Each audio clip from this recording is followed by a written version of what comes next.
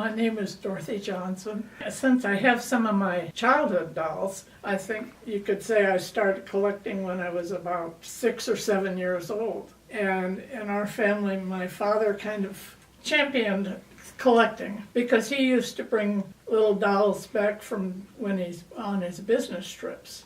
People keep asking me how many I have. I'm trying now to really figure that out. Not too long ago, I came across a box of notebooks, and evidently before I moved to Beckettwood, I kept a very good log on all the dolls, a sheet as to when I bought them or whether they were given to me or what the story was. And I had it divided into childhood dolls, just regular dolls, foreign dolls, artist dolls. I'm having a great time renewing my hobby because I'm reading what I wrote 25 years ago and trying to catch it up to date. There might have been a lull in the collecting, but now I'm just having fun, and I just did say a few years ago I'm not buying anymore, but every once in a while temptation takes hold and I can't resist. They ask how many I have. When you count the little tiny figurines, you might say I have close to 1,000.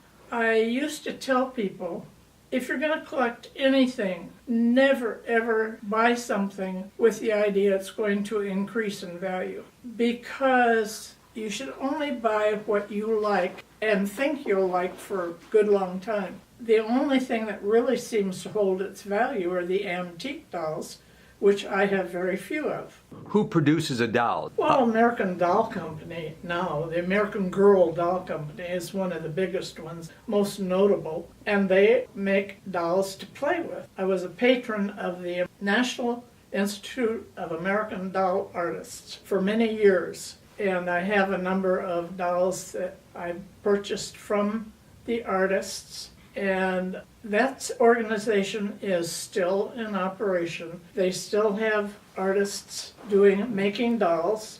In the sense of the doll that I started collecting, which was playing, these are more what I would call art, in the fact that it's always bothered me that somebody who sculpted a doll out of clay or whatever, that was a doll. But if that doll had had a mold and been cast in bronze, that was art. And to me, many of the dolls that I purchased from artists are art. I just put out on the table over there a group of corn husk dolls.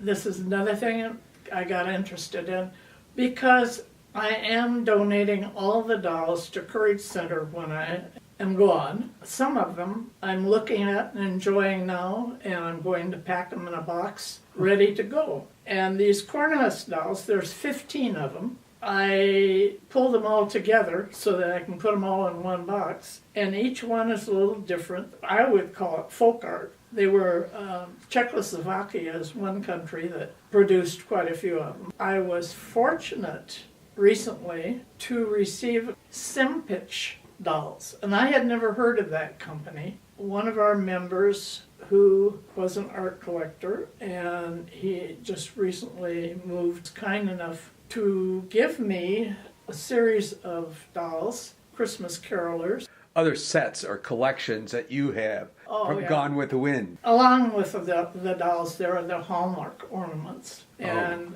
I have purchased almost every one of the Gone with the Wind, all of the hallmarks of Gone with the Wind. They're small, so you can display a lot of them at one time. I also have the Hallmark Christmas Barbie ornaments, probably close to 30 of them, but I have all of those. When it comes to the price of some dolls, what do they range? I mean, I would say some of my dolls cost $1.50, and probably the most expensive one I've ever bought was $600. If I were going to sell them, would I be able to get that? Probably not.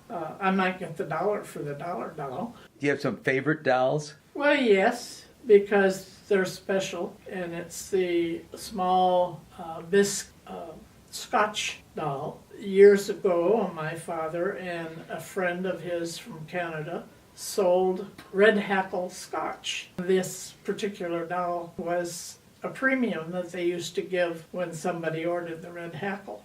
I don't know. I have favorites at different times. One of my favorites is the one that I think looks very much like my mother. My whole family thought it looked very much like my mother. It was made by Robert McKinley. I have two dolls that were from the 20s, and they are Armand Marseille, who is, this would be in the classification of maybe antique. My dad was out in California and ended up in the hospital, and while he was there he purchased two dolls dressed as nurses.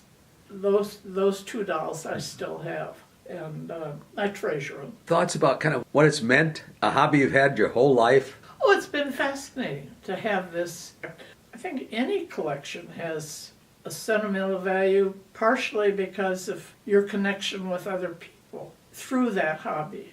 Actually, the fun of having a hobby like this is being able to share it with others. A member here brought her club group over to see the dolls, and there again it's a refreshing. Then I began to enjoy them more. It's fun.